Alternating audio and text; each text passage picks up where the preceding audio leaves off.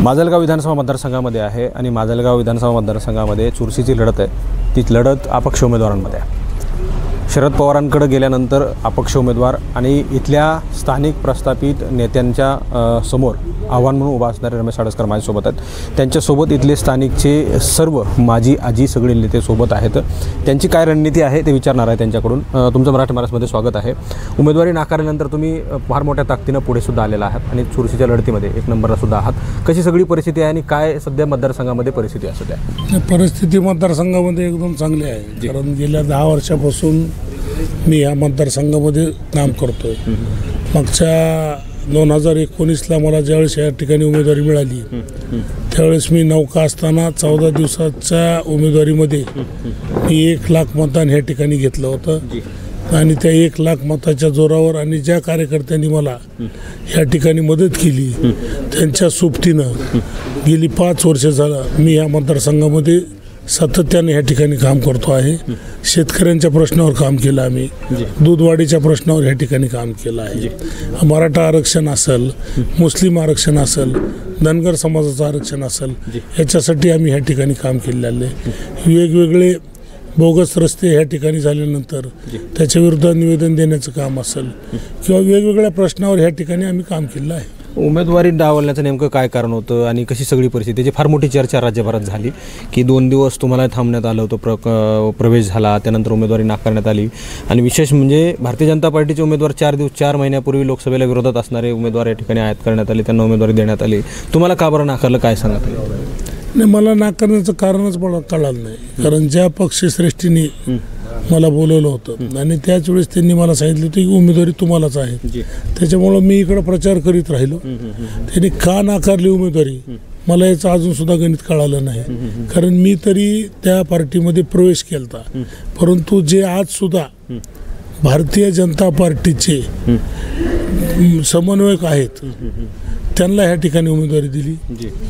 परळीला राष्ट्रीय काँग्रेसचे अध्यक्ष जिल्ह्याचे त्यांना त्या ठिकाणी उमेदवारी दिली, त्याच्यामुळे त्यांच्या उमेदवारीचा निकष काय आहे हे तरी मला अजून ह्या ठिकाणी कळलेलं नाही। उमेदवारी दिली खरी, मात्र त्यांच्यासोबत राष्ट्रवादीतले स्थानिकचे लोक आहेत का? मग मोहन जगतापांच्या सोबत तिथले राष्ट्रवादी सोबत आहेत का, भारतीय जनता पार्टी सोबत आहेत का? खरं तर दोघांची नाराजी या ठिकाणी दिसून येत आहे। भाजपाचे उमेदवार त्या ठिकाणी समन्वयक आहेत, तर दुसरीकडं राष्ट्रवादीच्या मर्जीच्या लोकांच्या विरोधात त्यांना उमेदवारी देण्यात आली, म्हणजे दोघंही नाराज आहेत। ते कसे संपर्कात आहेत का तुमच्या, काय वाटतं?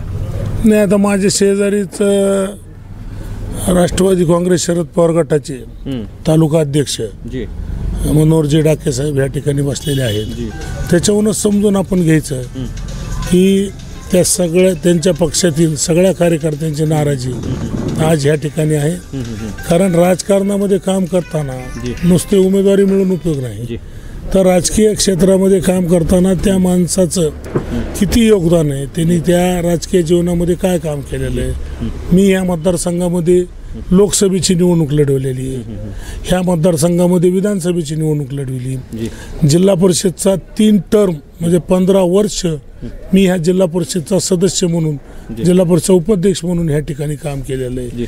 त्याच्यामुळं राजकीय जीवनात काम करीत असताना कुठलं पद असू कुठलं पद नसू, परंतु मी सातत्याने काम केल्यामुळं आणि गेले 5 वर्षसुद्धा मी आज जसा प्रचार करतोय तसाच प्रचार गेल्या 5 वर्षापासून सुद्धा आम्ही ह्या ठिकाणी सर्वसामान्य लोकांच्या सोबत राहून ह्या ठिकाणी केलेलं आहे।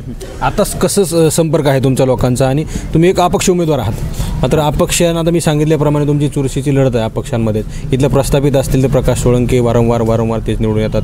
आम्ही विकासाबद्दल जर बोलायचं झालं तर अनेक लोकांच्या समस्या या ठिकाणी आहेत, मग शेतकऱ्यांच्या असतील, शहरातल्या विकासाच्या असतील, अनेक सगळ्या गोष्टी ज्या आहेत त्या फार ठप्प झालेल्या आहेत। काही मुद्दे आहेत का तुम्हाला विरोधकांनी सोडलेले जे तुम्हाला करायचे आहेत, आता तुम्हाला लोकांनी का म्हणून निवडून द्यावं? ही साहेब लोकसभेची निवडणूक नाही, ही काही नगरपंचायतची किंवा ग्रामपंचायतची निवडणूक नाही, ही निवडणूक आहे विधानसभेची। आणि विधानसभेच्या निवडणुकीमध्ये आम्ही अतिशय छोटे छोटे प्रश्न घेऊन ह्या ठिकाणी आलेलो आहोत। लाईटचा प्रश्न असेल, ह्या मतदारसंघामध्ये आत्तापर्यंत गेल्या 10-15 वर्षापासून DPच मिळाली नाही। शेतकरी स्वतःचे पैसे जमा करतात आणि ते DP आणतात, परंतु आमच्या शेजारच्या मतदारसंघामध्ये त्या ठिकाणी DP जळाल्यानंतर ती DP शासकीय खर्चानं त्या ठिकाणी आणून दिल्या जाते. अशा लाईटचा प्रश्न असेल. इथं साहेब दवाखाना नाही, इथं खूप जुना दवाखाना आहे. आपल्या महाराष्ट्रामध्ये किंवा आपल्या मराठवाड्यामध्ये, बीड जिल्ह्यामध्ये प्रत्येक तालुक्यामध्ये दवाखाना आहे. आम्ही तो सरकारी दवाखाना ह्या ठिकाणी सक्षम करणार आहोत, जेणेकरून प्राथमिक गोरगरीब लोक कुणी आजारी पडू नये, पण आजारी जर पडला तर त्याला प्राथमिक उपचार म्हणून त्या ठिकाणी चांगली दवाखान्याची सोय त्या ठिकाणी झाली पाहिजे. ह्या मतदारसंघामध्ये तुम्ही जर फिरून बघितलं तर एकही रस्ता या मतदारसंघामध्ये नाही. हे रस्त्याचे प्रश्न आम्ही त्या ठिकाणी सोडवणार आहोत.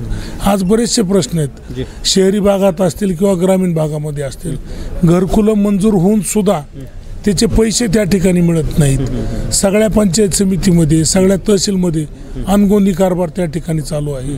हे आपल्याला ह्या निवडणुकीच्या माध्यमातून थांबवायचं आहे. माजलगाव नगरपालिका एवढी मोठी असून सुद्धा ह्या नगरपालिकेमध्ये गेल्या 5 वर्षापासून ह्या ठिकाणी CO एकही दिवस खुर्चीवर बसला नाही. आणि याचं सोयरसुतूक इथल्या ना लोकप्रतिनिधीला आहे ना कुणाला आहे. आम्ही कित्येक वेळेस तो आवाज उठविला, परंतु तरी सुद्धा ह्या ठिकाणी कुणीही आमची नोंद घेतली नाही. त्याच्यामुळे ह्या ज्या लहान लहान गोष्टी जरी दिसणाऱ्या असल्या तरी ह्या लोकांच्या निगडीत अशा ह्या गोष्टी आहेत आणि ह्याच विषयावर आम्ही ही आमदारकीची निवडणूक ह्या ठिकाणी लढवित आहोत. मतदारसंघामध्ये दहशतीचं वातावरण आम्ही नेहमी पाहिलेलं आहे, म्हणजे मागच्या 5-10 वर्षात सुद्धा आणि अलीकडच्या मागच्या 1-2 वर्षामध्ये तर जीवघेणे हल्ले पदाधिकाऱ्यांवर, त्याचे आरोप कुठल्या इथल्या स्थानिकच्या लोकप्रतिनिधीवर होणे, त्यांच्याच एका सहाय्यकाला भर रस्त्यामध्ये कोणीतरी मारणं, ह्या सगळ्या गोष्टी म्हणजे कुणीतरी टोकाला का जातो तर काहीतरी दहशत वाढल्यानंतर किंवा मग वातावरण इथलं बिघडल्यानंतर, कायदा सुव्यवस्था बिघडल्यानंतर कुठेतरी लोक दहशतीमध्ये आहेत का, हे कधी संपणार आहे? नाही, लोक दहशतीमध्येच आहेत साहेब. कारण काही ज्या इथं घटना घडल्यात, पाठीमागं सुद्धा अशोक शिजोळ नावाचे जे व्यापारी आहेत त्यांना मारण्याच्या, जीवे मारण्याच्या दृष्टीनंच ह्या ठिकाणी त्यांनी प्रयत्न केलेले होते. ती सुद्धा दहशत त्यावेळेसचे DYSP कोमावत साहेबामुळे ती दहशत ह्या ठिकाणी कमी झाली आणि आम्ही सुद्धा मोठा संघर्ष ह्या ठिकाणी उभा करून त्या दहशतीच्या विरोधात ह्या ठिकाणी सगळ्या नागरिकांनी एक आंदोलन उभा केलं. त्याच्यामुळे ती दहशत आहे. परंतु दहशत कमीच करायची असेल तर ह्या ठिकाणी ज्या लोकप्रतिनिधींना ह्या भागातील लोकांनी निवडून दिलेलं आहे, त्यांचं वय झालेलं बघता किंवा त्यांचे जे आरोगंटपणा बघता, ह्याला एकच उत्तर आहे साहेब, उद्याच्या 20 तारखेला त्यांना खाली बसवणे.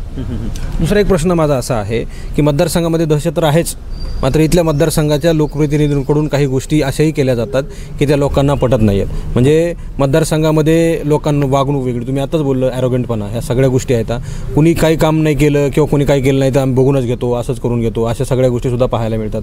खरं तर हे सत्तेसाठी होतं आहे का इथल्या स्थानिकच्या लोकांचं फार जमा आहे त्यांचा इथं काही वेगळं आहे का? सत्ता नसेल तर हे सगळं थांबू शकते का? नाही, हे फक्त सत्तेसाठीच होतं साहेब.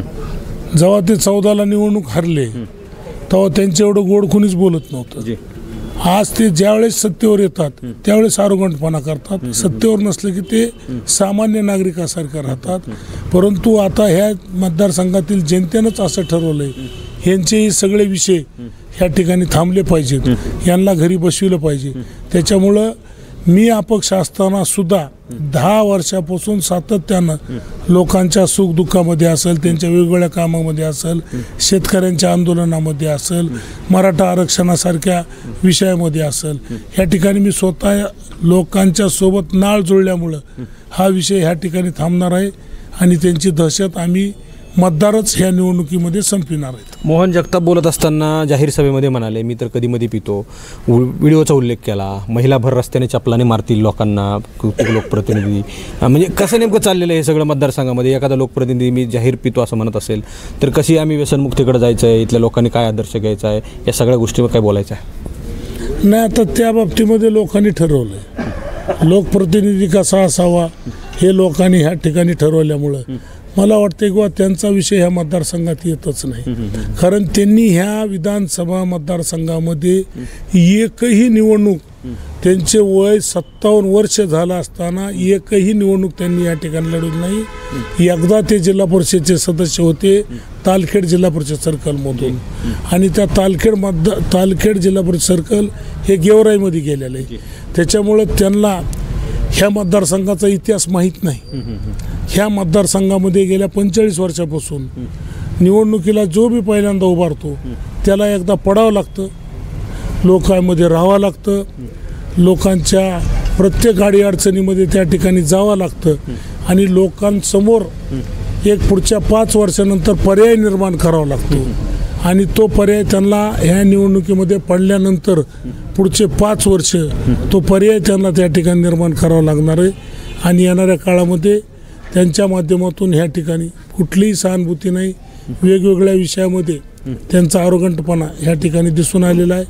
जनता त्यांना सुद्धा ह्या ठिकाणी घरी बसवणार आहे. मला जी एवढी सहानुभूती ह्या ठिकाणी वाढलेली आहे, माझे 27 वर्षाच्या राजकारणामध्ये लोकसभेची निवडणूक असेल, विधानसभेची निवडणूक असेल, 3दा जिल्हा परिषदची निवडणूक असेल व सार्वजनिक जीवनामध्ये सर्वसामान्य लोकांना सोबत घेऊन मी काम करण्याचा या ठिकाणी प्रयत्न केल्यामुळं मला ह्या ठिकाणी ह्या जनतेने आणि आता साहेब हे जनतेनेच निवडणूक हातात घेतलेली आहे.